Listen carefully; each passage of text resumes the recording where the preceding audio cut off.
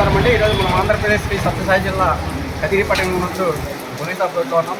తజ్మూల్ hotel దగ్గర ఉన్నామండి. ఇప్పుడు వర్షం వస్తున్నటువంటిది మన అందరికీ తెలిసినటువంటి విషయమే.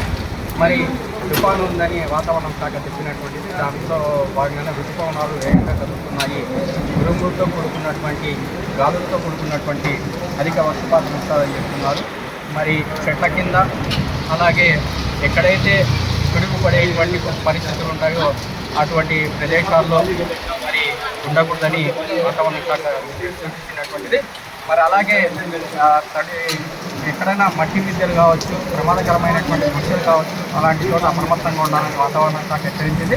మరి కదిరి పట్టణంలో ఇప్పుడు మనం చూస్తున్నాం, జస్ట్ 10 నిమిషాల నుంచి వర్షము, గాలితో కూడుకున్నటువంటి వర్షము, మేఘాక్షమైనటువంటి పరిస్థితులు మనకు కనబడుతున్నాయి. మరి ప్రతి కూడా అప్రమత్తమై ఉండాల్సినటువంటి అవసరం ఎంతైనా ఉందని ఈ న్యూస్ నేను ఆఫీస్ చేసుకుంటే అవునా